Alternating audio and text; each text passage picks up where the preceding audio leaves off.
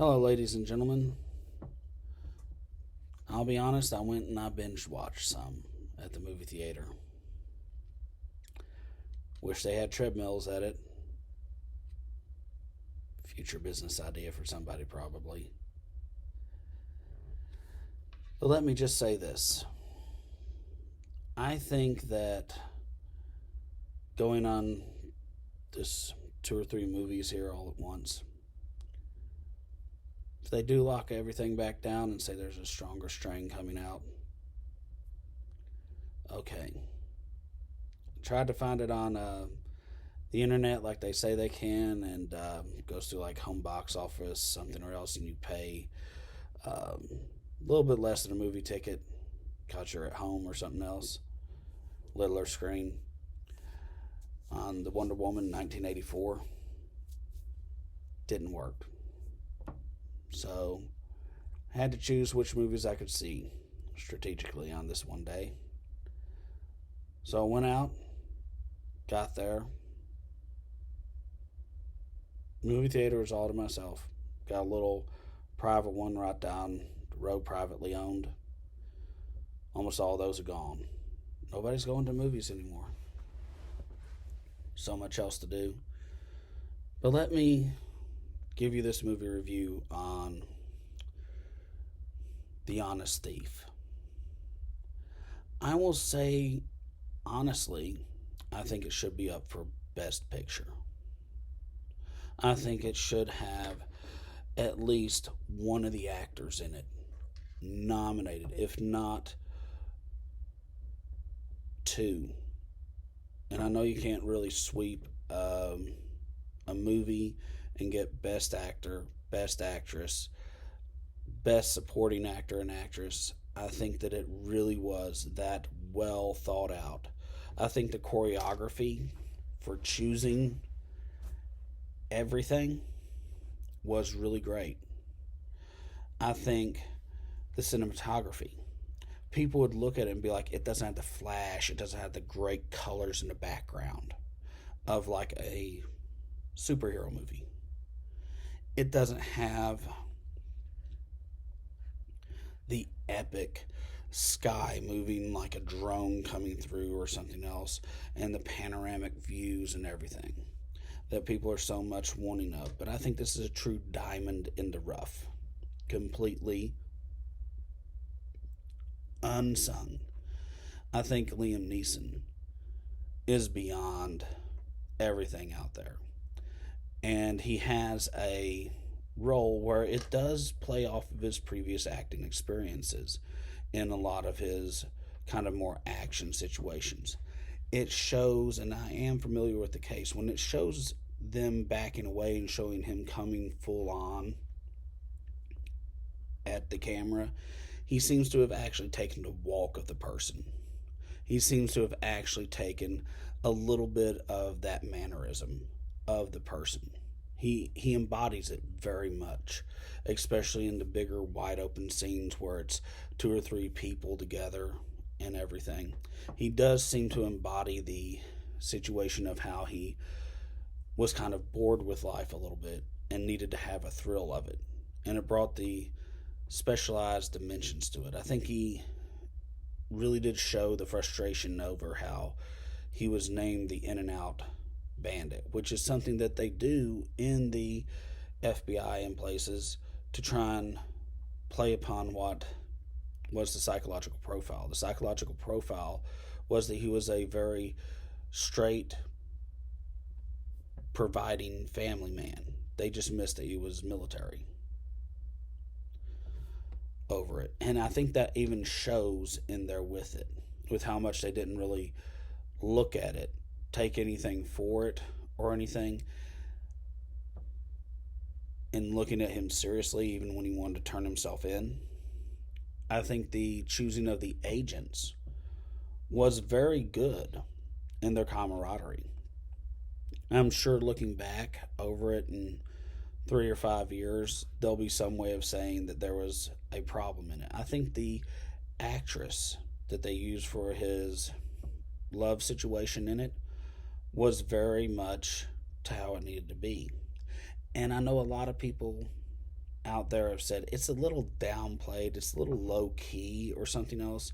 It's just too much like everyday life. If these people really were this, they would have a flash or a panache to them or something else. It wouldn't be this kind of like mundaneness, and then all of a sudden, through the directing of the actors, a kind of, well, if this guy's military and he's done this, I, as an FBI agent, can come and take the money. I can go crooked. And while there's a little bit of like all of a sudden it keys in for the kind of heroes in it, even with Liam Neeson's character becoming kind of the anti hero, even giving himself up and taking responsibility for it, and being like all he ever wanted to do was provide a good life for the love of his life that he had now. And he couldn't do that without being an honest man. And with that, you can see in the directing that it comes up that there's this, all of a sudden, this little look between them, or this change between them that actually happens in a way kind of really spontaneously, but they're able to control it because of their professional level. And the professional level is something that follows along in each part with each character, that they have a higher wanting to be of professionalism. And even when he's describing, Liam Neeson's character does, over why he's doing this and how he was able to do it, and why they knew which jobs were his, because of the level of skill and precision that had to be used in order to break through the bank vaults. This is something that shows up throughout everything, and you can really enjoy the cinematography with how it's a little setback. It's a little bit duller. It's like it's something from, some people say, the 80s or the 90s, and I'm going, it's just a little bit off with it over it. So it seems like there's a little bit of like a, I don't know, a faded or worn blue jean appeal to it. Something out there that's very commoner, but yet at the same time, the people have a high professional situation that they want to move themselves up. I think this is one of those pictures that came together from an acting standpoint of all the actors in it. They all have their own standalone moments where there's the Liam Neeson specialty moment. There's the actress that plays the love interest, their specialty moment. Each one of the FBI agents has their standalone specialty moment, and it lends it into, and I think they were chosen on cast call for that ability to be incorporated in with the director. And the way that the scenes are set up to show the complete body language, even in the drive up of where the love interest is very low key, and they're like, she should have been out there with a gun on her hip or something else, and been like, I'm turning this over to you, and kind of sultry something or else and everything. And she's just a normal little heartland girl of America, doing the best thing that she can because her boyfriend said so, came clean over everything, and it was just there to tell the FBI agent where the rest of the money was in another storage unit that he had, and just turn everything over.